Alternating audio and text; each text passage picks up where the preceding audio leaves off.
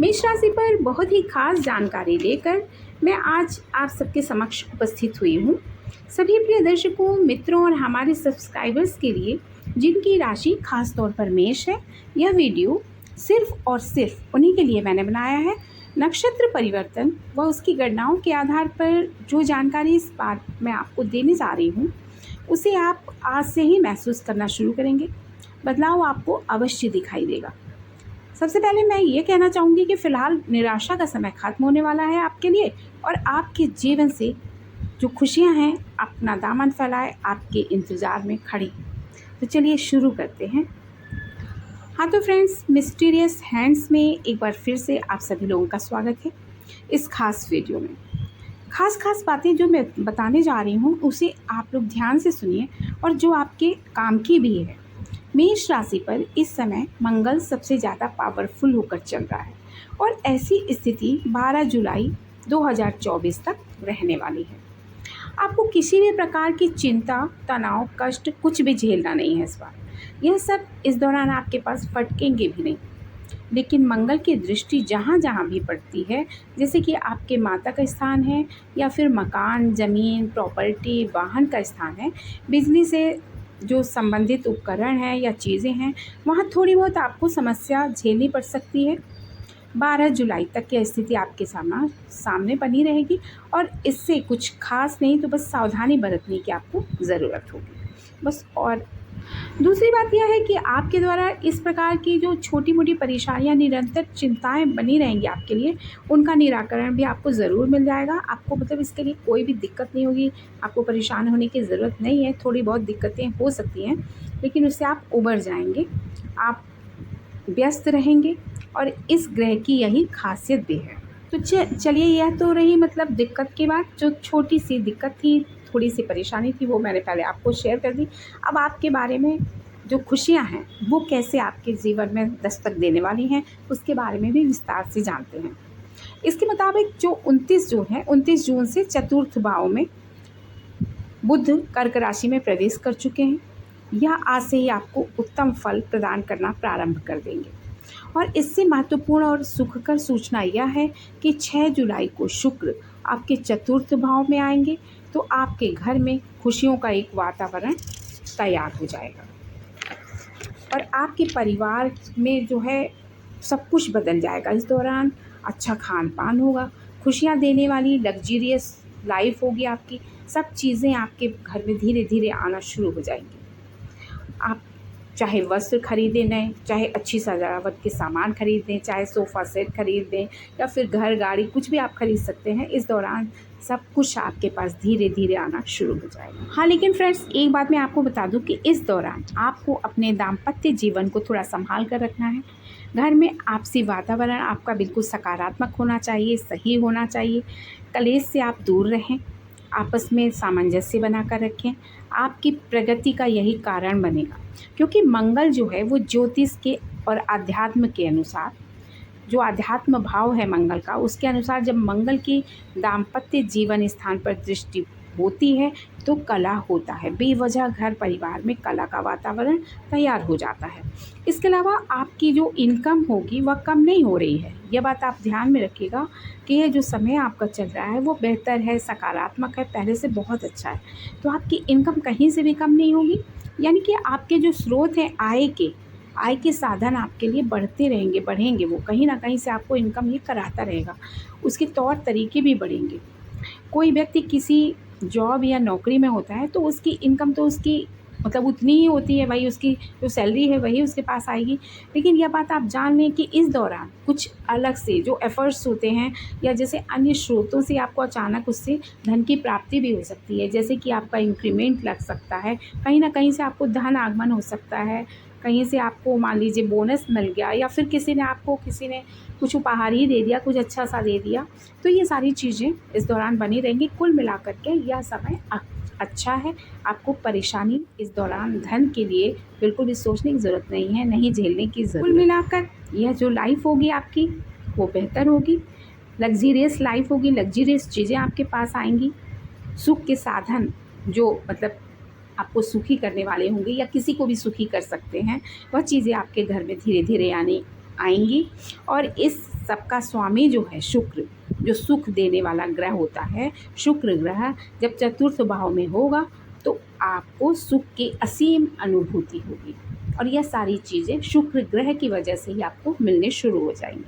अब आपको बता दूं कि नई बात यह है कि आपकी जो आप लोगों को रोज़गार को लेकर के सबसे अधिक आप लोगों की चिंता होती है, मतलब युवा वर्ग की।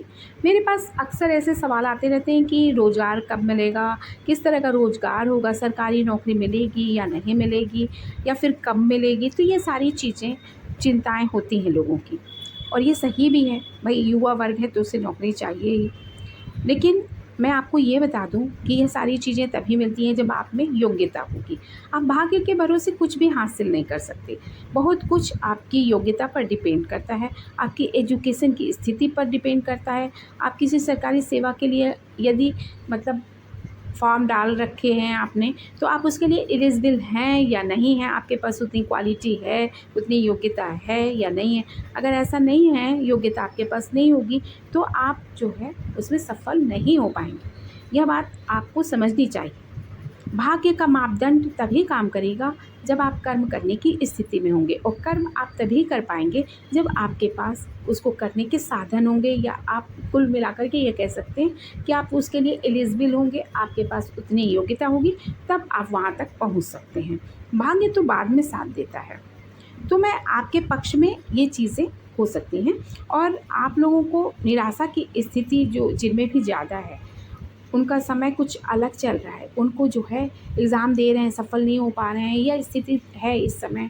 बहुत सारे एग्ज़ाम हैं जो मतलब पेपर लीक हो जा रहे हैं, कैंसिल हो जा रहे हैं। तो बच्चों के मन में प्रॉब्लम्स आनी स्वाभाविक है। दुविधा में हैं बच्चे कि हम लोग क्या कर पाएंगे।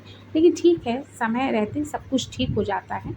लेकिन आपको अपने कर्म को करते रहना चाहिए, ध्यान देना चाहिए। यह बात आपको ध्यान में हमेशा रखनी चाहिए। कुल मिलाकर आपको निराशा से बाहर निकलना होगा, और भाग्य भी आपका साथ जरूर देगा अगर आप कर्म करेंगे तो। जो आपको मिलना है वो आपके पास चल कर आएगा, आपको स्वतः आपके लिए वो द्वार खोल देगा। जो चीज़ आपको मिलनी है, जिसके आप हकदार हैं, आपके पास स्वयं वो चीज़ आ जाएगी। और आप जान लें कि यह समय मेष राशि के लिए ठीक चल रहा है, इसलिए आपको चिंता की आवश्यकता फ़िलहाल नहीं। जब राशि का शुभ समय, शुभ प्रभाव दशम भाव में हो, ठीक है, और लाभ भाव में हो, तो दोनों हाथों में लड्डू होते हैं, ठीक है। और ये शनि की बात मैं कर रही हूँ। यदि शनि का शुभ प्रभाव दशम भाव में हो और लाभ भाव में हो, तो दोनों हाथों में लड्डू होते हैं। इसलिए यह समय आपके अनुकूल चल रहा है, क्योंकि शनि आपको अपार सुख देने वाला है, और यहाँ भी सुख की अनुभूति आपको मिलने वाली है, ठीक है। दशम और एकादश भाव में आपको सुख ही सुख मिलने वाला है। ये बात आप जान लें कि आपके जीवन में सारे के सारे सुख, वैभव, मान सम्मान और सुविधाएं देने वाले ग्रह फिलहाल आपके जीवन में प्रवेश कर चुके हैं। इसीलिए चिंता या दुख की कोई बात नहीं है। अगर कहीं आप फेल्योर भी होते हैं तो आप परेशान ना हो, निराश ना हो, आप अपना कर्म करते रहें, और जो चीज़ आपको मिलनी है वो आपको मिल ही जाएगी। मेरी बात तो आपको समझ में इतनी आ ही रहेगी। सिर्फ एक जो बात है, एक ग्रह की बात है जो थोड़ा सा आपको परेशान कर सकता है, लेकिन साथ में उसके उपाय भी हैं जो मैं आपको इस वीडियो में लास्ट में ज़रूर बता दूंगी। तो देखिए, दूसरे भाव में आपके मंगल जो है वो 12 जुलाई को आएंगे। इस समय आपकी वाणी को संयमित रखना होगा। झगड़ा आपको नहीं करना है, अनावश्यक विवाद में नहीं जाना है। आप अपना बचाव करके रखें, इसके लिए संयमित रहना आपको बहुत ज़रूरी है। स्टूडेंट हैं तो उनकी परफॉर्मेंस पे इस दौरान थोड़ा असर पड़ेगा, और जो बड़े लोग हैं उनको अपनी संतान की चिंता बनी रहेगी, और कुछ बीमारी, संतान के लिए कष्ट, पेट का रोग, बुखार, ये सारी चीज़ें, छोटी मोटी दिक्कतें जो हैं वो आपको आ सकती हैं। तो आपको बिल्कुल भी संतान पक्ष को लेकर के बहुत दिक्कत तो नहीं होनी चाहिए, लेकिन आपको थोड़ा सा सतर्क रहने की ज़रूरत है। उसके खान पान पे आपको ध्यान देना होगा। यह बात आपको ध्यान में रखनी होगी कि आप अपने परिवार का पूरा ध्यान रखें इस दौरान। अब मैं आपको बताती हूँ कि मेष राशि के लोगों के लिए कि द्वादश भाव में राहु चल रहा है। यह एक ऐसा ग्रह है जो आपके लिए, यदि सही हैं, सज्जन हैं, आप सीधे रास्ते से चलने वाले, तो आपको ठीक से चलने नहीं देगा, व्यवधान उत्पन्न करेगा ही करेगा। तो उपाय इसके क्या हैं इसका, क्योंकि जो सारे ग्रह होते हैं ना, उनके कारण जो दुष्ट स्वभाव वाले होते हैं, जो खोटे ग्रह होते हैं मतलब, तो उनके जो दुष्ट स्वभाव वाले लोग होते हैं उनको तो ये बहुत मतलब बेहतर साबित हो जाता है उनके लिए, जो खोटे ग्रह होते हैं, जो कुटिल होते हैं, दुष्ट स्वभाव के लोग होते हैं, उनसे लोग डर कर के ही उनको जी हजूरी करते हैं, उनको सलाम करते हैं कि ताकि ये उन्हें कोई परेशानी ना दे, या फिर खुश रहेगा तो उन्हें अच्छा करेगा उनके लिए। लेकिन जो सज्जन होते हैं उनके लिए दिक्कतें बढ़ जाती हैं, क्योंकि सज्जन को लोग सीधा जान कर के इग्नोर करते हैं, सोचते हैं कि ये परेशान तो नहीं करेगा, कुछ और तो नहीं करेगा, छोड़ो इसको जाने ही दो। तो इसीलिए मैं आपको ये बताने जा रही हूँ कि हाँ, तो अब मैं मूल बात पर आती हूँ कि मतलब इसका उपाय मैं आपको बता रही थी कि राहु का उपाय क्या है।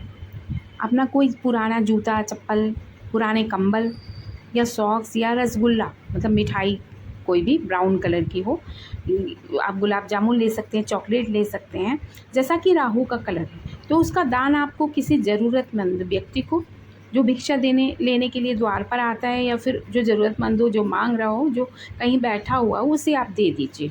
जिसको आवश्यकता है उसे आप इसका दान कर दीजिए। इसके अलावा आपको घर का जो वायव्य कोण है वहाँ आपके बच्चों का शयन मतलब होना चाहिए, और बच्चे शयन करें। नैऋत्य कोण पर राहु का स्थान है, तो वहाँ पर आप बड़े बड़े बक्से रख सकते हैं, लोहे के सामान रख सकते हैं, सिलेंडर या कोई भारी सामान रखिए जिससे कि दोष ना हो। ईशान कोण में आप पुष्प लगा सकते हैं, पौधे लगा सकते हैं, सुगंधित द्रव्य, तुलसी, ये सारी चीज़ें आप यहाँ पर रख सकते हैं। और एक बात आप गांठ बांध लीजिए कि ईशान कोण में यदि शौचालय आपने बना करके रखा हुआ है तो इसे वास्तु दोष के कारण घर के कई प्रकार की परेशानियां, व्यवधान, चिंता, तनाव इत्यादि आपके घर में बनी रहेगी। अधिकतर लोगों का कहना है कि घर में आपको पहले से बना हुआ था, मजबूरी है, क्या करें, नहीं हटा सकते, यही जगह है। तो देखिए, वास्तु की दृष्टि से अगर कुछ चीज़ें हैं गलत तो फिर गलत हैं, उसका तो आपको प्रॉब्लम्स झेलनी ही पड़ती हैं। तो इसलिए कोशिश कीजिए कि आप इसको मतलब हटा सकें तो हटा लीजिए। ये अच्छी चीज़ें होती हैं, क्योंकि वह आपके ग्रोथ को काफ़ी हद तक रोक सकता है। विवाह नहीं हो रहा आपके यहाँ लोगों का, या फिर अनावश्यक कोई ना कोई बैठे बिठाए परेशानी आ जाती है, समस्याएं बनी रहती हैं। तो इसके जो उपाय हैं वो कर लेने चाहिए। वास्तु को ध्यान में रख कर के ही अपने घर का निर्माण कार्य कराना चाहिए। यदि पहले से बना हुआ है तो उसके कुछ उपाय होते हैं, उसे आप कर लीजिए, सब कुछ बेटर हो जाएगा। इतना ही, चलिए इस वीडियो में इतना ही। फिर शेष अगले वीडियो में आपसे फिर मुलाकात होगी। नमस्कार। प्रिय दर्शकों, यदि आपको मेरा वीडियो पसंद आया हो तो इसे लाइक कीजिएगा और शेयर कीजिएगा, तथा मेरे चैनल को सब्सक्राइब भी कीजिएगा। अगले वीडियो में आपसे फिर मुलाकात होगी। तब तक के लिए नमस्कार।